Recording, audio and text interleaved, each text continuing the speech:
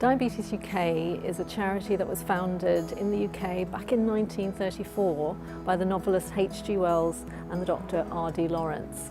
They were passionate back then that people with diabetes should get access to insulin.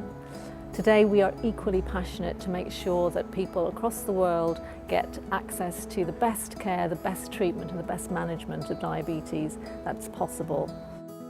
The metabolic research laboratories at the University of Cambridge are world leading in their efforts to tackle this growing diabetes crisis with their understanding in obesity, metabolism and the artificial pancreas. When I was a junior doctor and had very little experience of research, I was extremely fortunate to obtain a research fellowship from Diabetes UK. And that really set me on a road which I continue on to this day, trying to better understand type 2 diabetes. In the more than 30 years that I've been studying type 2 diabetes, there have been tremendous advances. There were really very few effective therapies back in the 1980s. Now we have a range of different drug therapies which can be tailored to suit individuals. And all of those new therapies have been based on new science. The artificial pancreas has the potential to really transform the management of blood sugar control during pregnancy. With the support of Diabetes UK, we were able to take the artificial pancreas out of the clinical research laboratory environment and begin to test it in real pregnant women in hospitals around the east of England. The early results were really promising, with a 25% improvement in mothers' blood sugar control. We're so lucky to work with some of the leaders in the field in diabetes, and we took the opportunity this year to bring them all together for a celebratory event at our Diabetes UK Professional Conference, where together we reflected on the innovations and the distance travelled in improving the lives of people living with diabetes across the globe. We designed the very first pen device for giving insulin. And Diabetes UK then were great because they then came up with more money to make more pens so we could run the first trial. And since then, people use these pens all over the world. Diabetes UK have been central to the Exeter research. What our work is trying to do is to understand why people have diabetes. And then that's allowed us to go on and build the right treatment for them.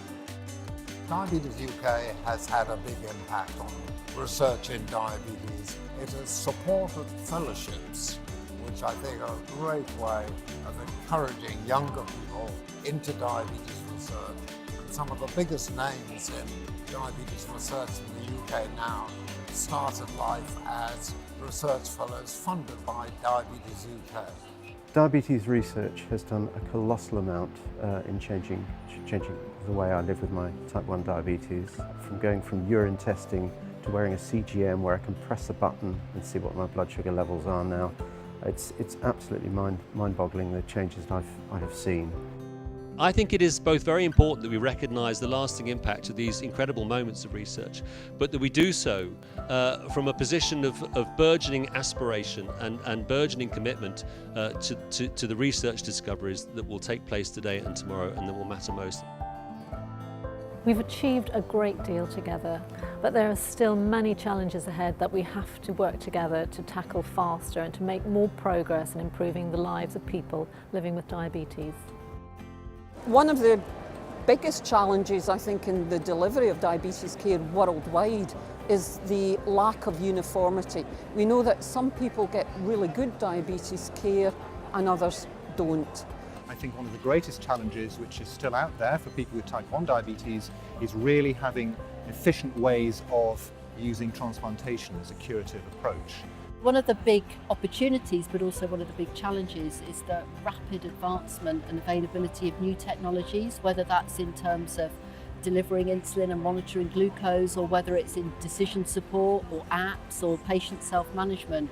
I really strongly believe that the next decade will be the decade of improving, increasing role of diabetes technology. Artificial pancreas will be part of that story, but the ability of the technology to help people to live better lives and have better outcomes will be more and more increasing. We believe we really need to move faster to make progress in diabetes research, So we've created the clinical studies groups, and at the heart of these groups is the voice of people living with diabetes. The vision for the future for clinical studies groups really is to deliver better, more meaningful clinical research in diabetes. But clearly diabetes is a global problem, so one of the things we'd love to be able to do is to join up with other countries and other researchers in different parts of the world to try and answer questions together. We know that over 450 million people in the world today have diabetes.